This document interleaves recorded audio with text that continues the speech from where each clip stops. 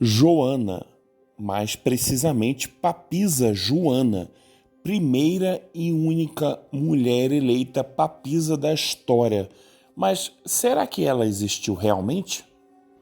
De acordo com o que é contado, Joana foi papisa no século IX, durante a chamada Idade das Trevas, até que sua identidade feminina fosse finalmente revelada. Mas essa história tem muitas vertentes.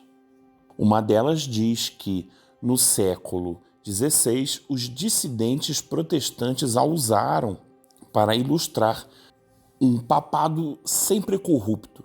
Já no século XIX, ela foi retratada como uma mulher violada e arruinada pelo clericalismo lascivo, símbolo da perversidade no qual Roma tinha se afundado.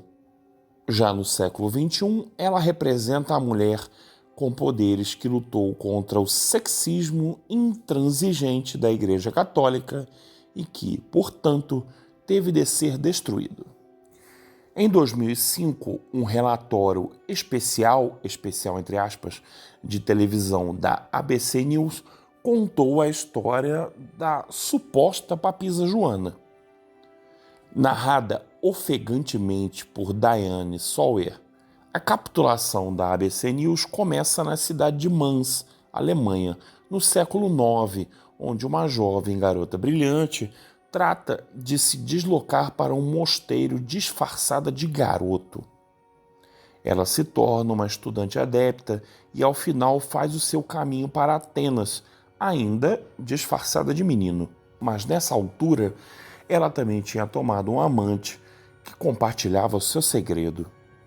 De Atenas, a mocinha se dirigiu a Roma do século IX, descrita pela senhora Sawyer como a casa dos monges devassos, cardeais maquinadores, santos travestis, intriga, melodrama, corrupção e violência.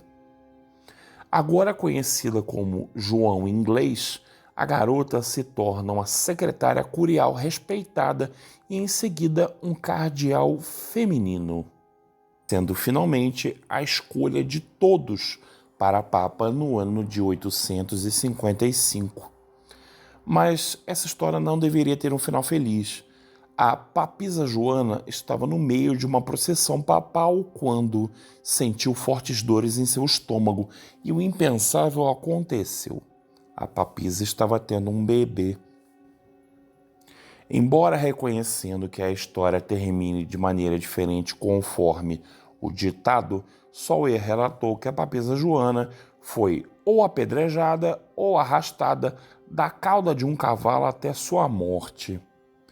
Em seguida, Sawyer afirmou que o constrangimento sobre a papisa Joana resultou no celibato sacerdotal obrigatório, segundo ela, uma exigência que ainda hoje é controvertida.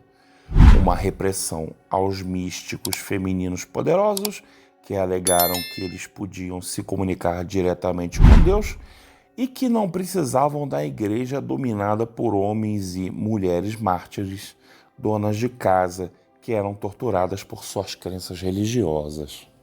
A moral do século XXI sobre a lenda da papisa Joana é clara. A igreja teme mulheres poderosas. A igreja tem propositadamente posto fora de forma literária qualquer menção a mulheres poderosas de sua história, e a tradição persistente do celibato sacerdotal resultou do ódio às mulheres.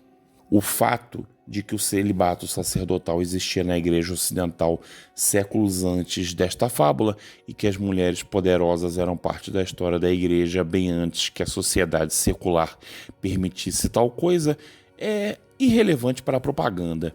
A coisa surpreendente, ou talvez não tão surpreendente, é que ninguém da ABC News considerou que isso poderia ser devaneio anticatólico contemporâneo, ao invés de qualquer tipo de apresentação objetiva. Tudo é apenas o pensamento normativo e parte da bagagem cultural da mente progressiva. Então, qual é a história sobre a papisa Joana? Em suma, como descrito por um historiador do papado, John Peter Fan, Em Heirs of the Fisherman, Herdeiros do Pescador, Oxford University Press, a papisa Joana é uma papisa lendária que nunca existiu. De acordo com o fã, a primeira vez que a papisa Joana foi mencionada em qualquer registro histórico conhecido foi em Universal Store of Metz, História Universal de Metz, em torno de 1250. O trabalho foi atribuído a Jean de Mailly, um padre dominicano que deu o traçado básico da fábula. Ele escreveu que o Papa Vítor III, que teve um pontificado de apenas 4 meses, foi sucedido por uma mulher disfarçada de homem, que morreu após o parto durante uma procissão papal. Um outro padre dominicano e um frade franciscano repetiram o conto em suas obras, mas mudaram o papado feminino para 1100 e em seguida para 915. Foi então incluída em Chronicle of Popes and Emperors, Crônica de Papas e Imperadores, de Martim de Troppau, no final do século XIII. Martim deu à história a sua estrutura essencial, como Joana sendo eleita como João Ânglico, após a morte do Papa Leão IV.